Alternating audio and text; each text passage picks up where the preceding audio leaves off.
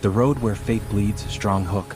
The night was cold, silent, and soaked in rain, the kind that made even immortal beings uneasy. The highway outside the city had long been abandoned by human traffic, but not by destiny. The vampire king, Lord Alaric Nocturne, ruler of the northern clans, drove alone through the darkness. To the human world, he was a shadowy billionaire who never appeared in daylight. To the supernatural realm, he was feared, an ancient king whose mercy was rare and whose wrath erased bloodlines. Tonight, his thoughts were heavier than the storm. Centuries of power meant nothing when loneliness gnawed at an immortal heart. Then his senses screamed. Blood, fear, pain. Not the usual scent of death, but desperation. He slammed the brakes.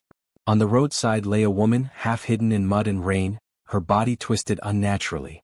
Torn clothes clung to her thin frame. Her legs did not move. Her breathing was shallow. She was alive, barely. When Alaric knelt beside her and brushed wet hair from her face, something inside him cracked. She wasn't just injured. She was broken by cruelty. Bruises layered over old scars. Hunger etched into her bones. And yet, when her eyes fluttered open for a second, there was no hatred there. Only quiet fear and stubborn dignity. That single look pierced the vampire king deeper than any blade. The girl the world forgot. The woman's name was Elena. She woke in a place she didn't recognize, soft sheets, warm light, silence free of shouting. For the first time in years, no one was demanding anything from her. She learned she could not move her legs. Panic came, then despair, but she did not scream. That surprised Alaric. Most humans begged.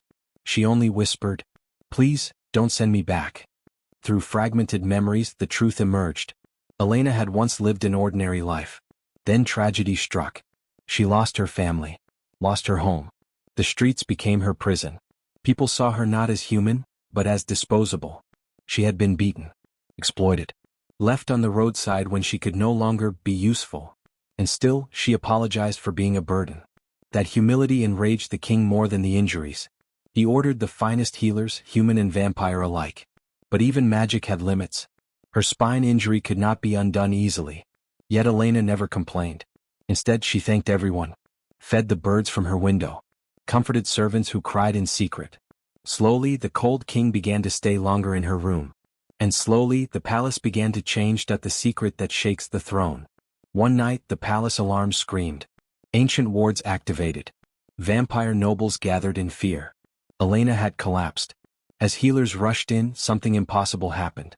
Her blood reacted to vampire magic. Not rejection. Not fear. Recognition. Ancient symbols appeared on her skin, symbols only found in forbidden vampire history. Elena spoke words no human should know. An ancient royal language lost for centuries. The truth was devastating. Elena carried a dormant bloodline, tied to an old prophecy. One that spoke of a human soul capable of uniting divided vampire clans through compassion, not domination. She wasn't weak. She was suppressed. Kept broken on purpose. Someone knew who she was, and tried to erase her. The Vampire Council demanded answers. Alaric did not ask permission. He issued a single command. No one touches her. Ever again. The king who kneels. Enemies revealed themselves. Those who trafficked, abused, and discarded Elena were not just criminals. They were part of a hidden syndicate exploiting vulnerable humans for supernatural gain. Alaric destroyed them. Not in rage but in judgment. Every abuser faced exposure. Every secret network collapsed. The powerless were freed. The guilty begged. And Elena?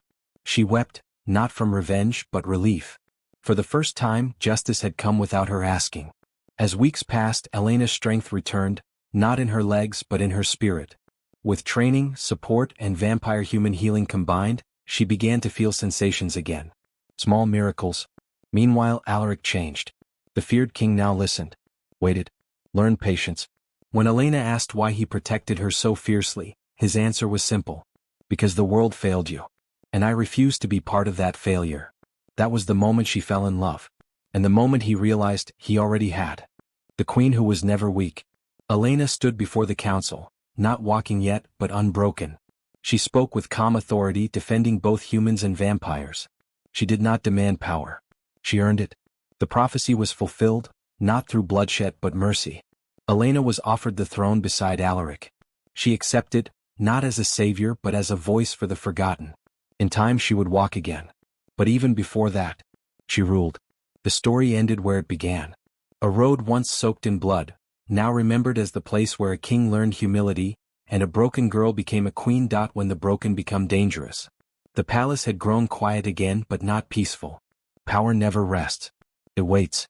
After Elena's public recognition before the Vampire Council, whispers spread through both the human underworld and supernatural courts. Some called her a miracle. Others called her a threat. A human who survived what should have killed her, and still carried ancient blood, disrupted the balance that had existed for centuries. Elena felt it before anyone told her. The servants became tense. Guards doubled. Alaric's presence never left her side for long, though he tried to pretend otherwise. When he stood near her balcony at night, staring into the city lights below, his posture was no longer relaxed. It was defensive, watchful. "You're expecting something," Elena said quietly one evening. Alaric turned, surprised, not that she noticed but that she spoke it without fear. "There are those who believe power must only come from strength," he replied. "They see compassion as weakness." Elena smiled faintly. "Then they've never survived being powerless." That was when the first attack came. Not with claws or blood, but silence. The palace's outer wards flickered. Ancient symbols dimmed, as if someone were draining magic itself. Vampire guards froze mid-step, their connection to power severed. Human sentries collapsed unconscious. Only Elena remained awake. Pain flared through her spine, not injury but awakening. Her hands gripped the armrests of her chair as warmth surged through nerves long dead. She gasped, not in agony but shock. "I can feel them," she whispered. "The wards. They're being eaten." Alaric moved instantly, placing himself between her and the doors. That was when they appeared. 3 figures cloaked in shadow stepped into the chamber as if reality bent to allow them entry. Their eyes glowed a sickly silver, rogue vampires who had long rejected the old laws. "The broken queen," one of them sneered. "Paralyzed. Human. Soft." Elena looked at them, not with fear but recognition. "You're the ones who funded the streets," she said. "The shelters that never opened. The men who paid to erase people like me." The rogue vampire laughed. "You were collateral.